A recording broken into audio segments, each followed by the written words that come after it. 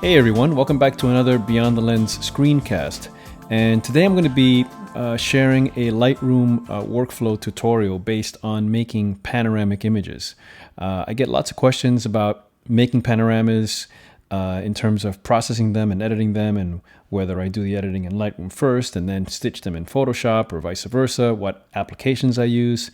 So based on an image that I made here in my neck of the woods in the Hudson Valley recently, which is a panoramic image composed of 8 individual images stitched together, I thought this might be a good opportunity to share my workflow and how I put it together, and always focused on simplicity and creativity so that we can get to results instead of sort of getting stuck with our tools. That's sort of always the kind of the mantra that I try to follow in my work. Or another way of putting that is controlling the workflow versus letting the workflow control us. All right, so I hope you enjoy. Let's jump in and see how I put this together. So before I get started with the workflow, just want to talk a minute about the image itself and my approach to making the image compositionally and also aesthetically, if you will, so that you can get a sense of what I'm trying to accomplish in the editing and the processing of the image. What compelled me to make the image was, again, the beautiful light that was there, and also this really nice contrast or juxtaposition, if you will, between this snow that fell the night before and just capped the top of this mountain ridge, but you can still see the ending of the fall season of the foliage along the bottom of the mountain. And so really being almost an image that is kind of in transition between the fall and the winter was something that I've always wanted to make, and I think it's a nice sort of thing to capture in an area that is home for me, and again, trying to show just something a little more unique about a place that's really familiar to myself and maybe a lot of the people who see my work. So I headed down to this area that I'm very familiar with. Not quite sure how I was going to make the image or approach it or what I was going to try to capture, but just sort of reacting to the moment, to the light, to what was happening in nature, which is really all we can do as landscape and nature photographers. And as I saw the light coming up, or where I thought it would come up, I decided to hike up this trail to get a much higher view of the mountainside across the river. And because there's a lot of horizontal movement here, the clouds moving left to right, the light, the snow, everything really moves from one side to from left to right. That's really the strength of the moving of the lines, if you will. So I put my Olympus EM1 on my FLM tripod and panned from left to right, overlapping each image by about 25 or 30%. Which is kind of the general rule of thumb, so that you have enough information when you stitch in Photoshop so that everything lines up really, really nicely. Again, I usually don't use a polarizer or anything like that, because it's going to change if you use a polarizer. Your polarization amount is going to change as you pan. And also, I usually try to get a kind of a general exposure for maybe the brightest part of the image, which is more towards the right. And then I use that same exposure for everything, so that I get a nice, even, consistent capture. So again, in manual with a set aperture and a shutter speed, and then I use that for the whole image so that I don't have anything changing in between the captures, like shutter speed or aperture or what have you. So let's look here at how I put it together. I'm going to go into my grid here. I'm just going to select the images. And usually what I like to do is select the images, hit B, and that puts them in a quick collection. So now I just have the images that I want to stitch together. And I'll usually find the one that has sort of the widest range of light and shadow or exposure. And I would say it's this one here. So I'll go ahead and process this image in Lightroom. In other words, I'll make adjustments to this image, and then we'll sync those adjustments to all the other images, and then make any changes that we need to make on the other images, just so that they look as consistent as possible. But in general, 70 to 80% of the adjustments are going to be okay for the others, and I may just have to make some small little adjustments. So I'm going to hit D for develop. And first I'm going to look at the different settings here. So my temperature is pretty good. I'm going to pull highlights down a bit. Okay, I'm going to push up the shadows, pull down the blacks, add some clarity, some vibrance. Okay, I may raise the exposure here a bit. Maybe not. Let's see, around there, 0.25. Okay, get a little more shadow detail here. Okay, then I'm going to go down to tone curve. I'll add a medium contrast tone curve to this. I like to use the tone curve because it allows me to really get a little bit better contrast versus the contrast that I get out of the basic contrast control here in the basic panel. HSL, I'm not going to do anything there for now. I'm going to go to detail, and I'm going to, again, increase my sharpening to about 50. Okay, radius stays low. Remember, radius is always on the low end for high detail images or high frequency images, and I have a lot of that here in the snow and in the mountainside. And then masking. Let's do masking. So I'm going to hold on the Option key and push the masking up. And again, when we hold on the Option key and press and hold, we have a white overlay. And as we move the masking control to the right, Lightroom will start to mask off areas of the image that are smooth or it suspects or Lightroom suspects don't need sharpening.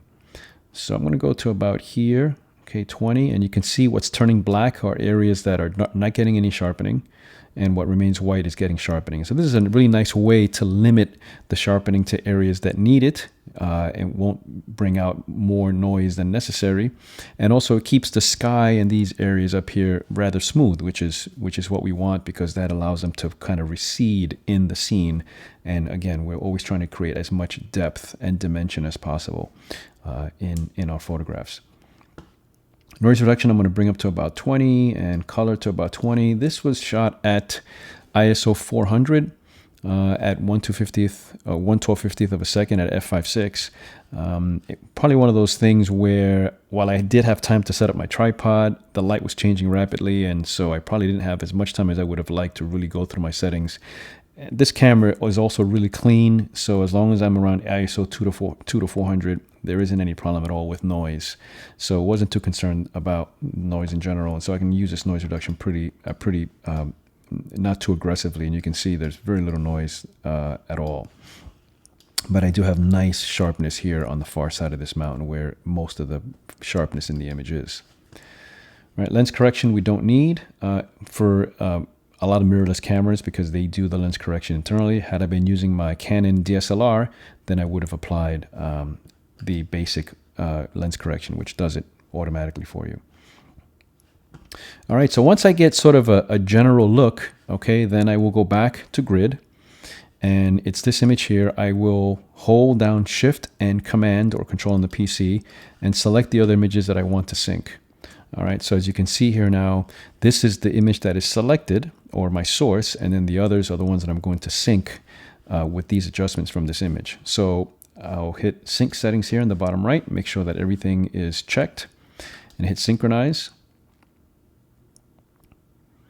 All right, and you can see that that goes and synchronizes all the images. Now, next thing I'll usually do is I'll open up this film strip here, and I'll raise this up a little bit higher, because now you can really get a sense of what the images look like from left to right here on the bottom.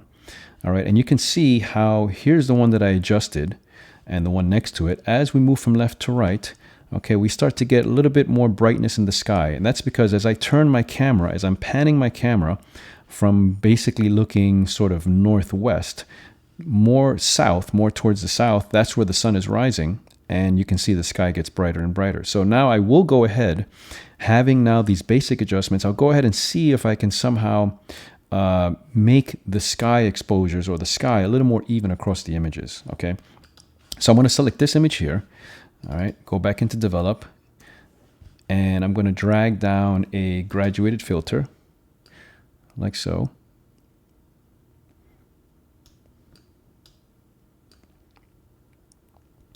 All right, and I'm going to, let's see, use a combination of exposure and highlights. Okay, maybe around there, and a little bit of clarity, just a hair. Okay, and now you can see when I do that, down here in the film strip again, this image now, which is the one that I've added this graduated filter to. And one of the beautiful things of Lightroom is that as you make adjustments here, they are automatically updated in the preview down here. So that's really a nice way to sort of compare when you're making panoramas, to see how it's comparing to the other images. If you see, if I pull the exposure down a lot here, okay, you can see it automatically gets updated there.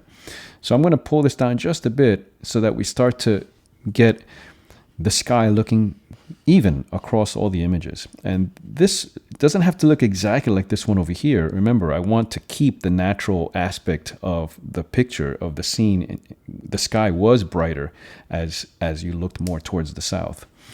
But this makes it a little bit better, I think, in terms of smoothing out the sky. So now with this one selected, okay, I'm going to select these three, okay, and then I'm going to do another sync.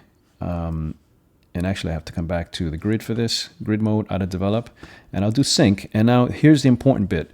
While I could sync everything, and that in this case would give me the result that I wanted, I don't know, or you don't want to assume that maybe there was something that you did here you don't want to do in the other. So I could just, for sake of explaining how this process works, I'm going to do check none, and then I'm just going to say do local adjustments.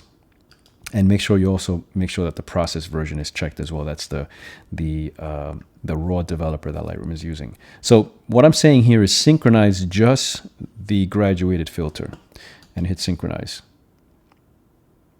Now remember, I could have easily just left everything checked because the only thing I did change about that image was the filter. But just so that you understand, again, I may have done something else that I don't want to sync across. Okay, so now we added that filter. Now it's just a question of going to each of these images and adjusting that filter individually for it. So for this one, I need a little bit less of that effect. So I'm just going to roll off the effect a little bit. Okay. I'll go to the next one. Same thing, roll it off even more. So I'm just taking away the filter. So I'm up around -0.2 and -11 in the highlights, and then we'll go to this one, and this one probably very little at all, if anything. I just figured I'd apply it just so that we could see how that works. All right, so now you can see how my skies look much more even, much more uniform across the images. So last thing I usually do is I will then go through each image again and just make sure that there's nothing else that I see that's different about them that I want to adjust.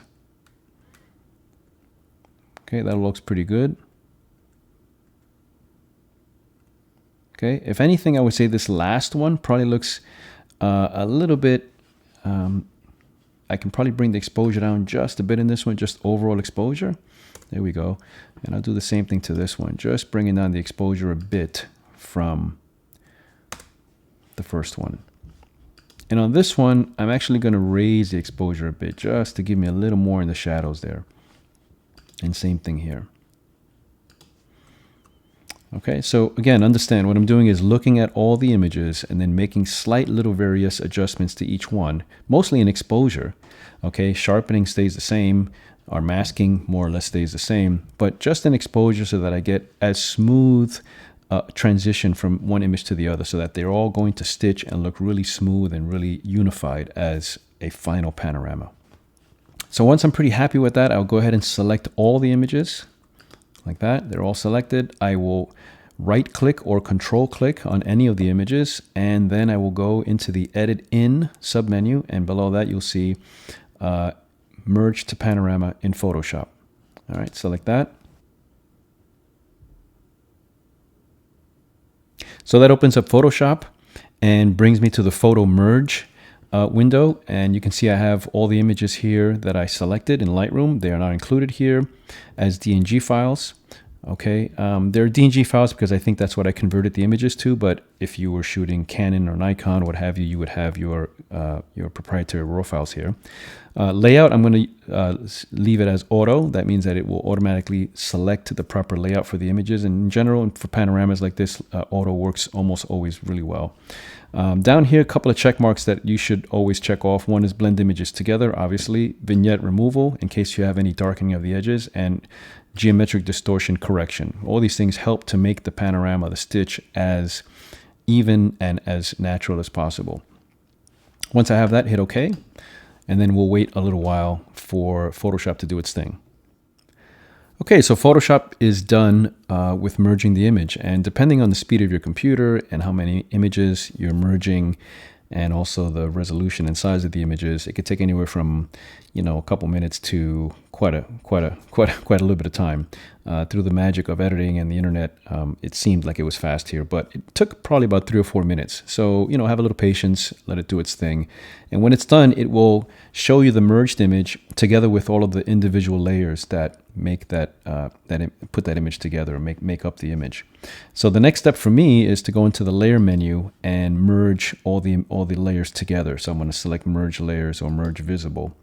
You don't want to flatten the image. I mean, you could, but then you have to go through an extra step to be able to edit the image again, so it's not your background layer.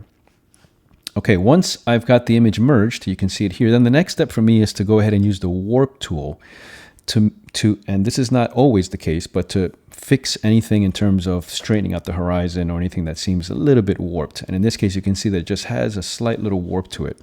So I'm going to go to Edit, Transform, Warp, and then we can drag down on these handles here.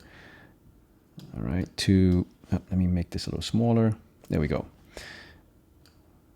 Just to straighten out the horizon. And sometimes what I'll do is I'll drop a horizontal guide, just like so. So that gives me sort of a guide to look at when I'm straightening out the horizon here.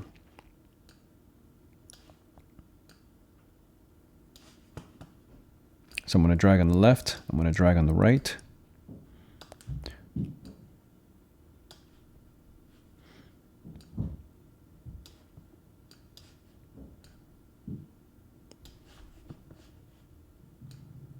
Okay, and when you got it more or less where you think it looks pretty good and pretty straight, then you go ahead and hit Enter, and that will confirm the warp or the adjustment that you've made. All right, and we'll take away this horizontal guide, and we'll take another look to see what it looks like. All right, and let me do one little more change here. I'm going to go back into warp again. And just drag this side down a little bit more because this looks like it's still a little bit, there we go. That's a lot better there. Just a little bit, needs to be a little bit straighter here. Hit Enter again. Okay, and that looks pretty good. If I need to rotate the image at all or give it a little more correction, I can do that in Lightroom because we're going to save this back into Lightroom. So once we're done with the warping, which we can't do in Lightroom, then I'll hit Save here in Photoshop, and that saves the image. And because we opened it from Lightroom using the Edit Merge in Photoshop command, it will save it back into Lightroom, put it back into the Lightroom catalog, and then we can switch over to Lightroom and finish up our processing. So again, process the images in Lightroom, do the merge in Photoshop, and then in Lightroom I finalize the image as a whole. Okay, so it's done. Hit Command W to close, go back to Lightroom, and you can see it's added the image over here. So we'll hit D for develop, and I'm going to hit R for crop. All right, and I'm going to crop this down. Sometimes I will use sort of a preset amount. Other times I just crop basically to get it where it looks, where it looks good to me. Now I'll add some file adjustments. I'm going to hit R again, and I think it may need to be rotated just a bit, like so. And I'm going to now drop an overall filter along the whole image, like that. Just again to darken my sky just a little bit.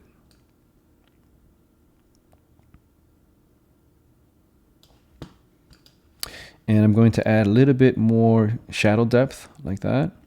So I'm adding in the shadow control and pull down the blacks a little bit more. I'm going to hold the Option key and then pull down on blacks just to see what's clipping.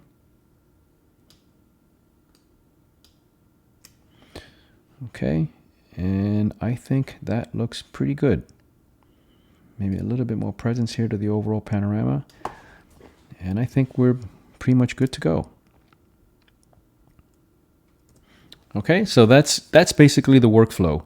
Edit the images in Lightroom to more or less make them as even as possible, and also add things that are best added in the raw format, such as sharpening and noise reduction and any kind of spotting or things like that. Then merge in Photoshop, bring it back into Lightroom, making the last final adjustments. And now in Lightroom, I have this as a PSD file that I can now export as a JPEG or print or what have you. So that wraps up this tutorial. Hopefully that was helpful for you, and you can apply some of these tips and practical techniques in your own photography to make panoramic images. Like everything else in photography and art, there are many, many different ways of getting at similar results. This just happens to be one way that works well for me. As I mentioned in the beginning, always with the focus on keeping things simple, effective, and efficient so that we can express ourselves as photographers and artists and not get sort of stuck with the tools. Any questions or feedback or comments, please leave them in the comment section below. I'm always happy to answer questions and respond to anything that I might have missed or anything that I can learn from you. Please share that as well. All right, thanks for watching. See you in the next one.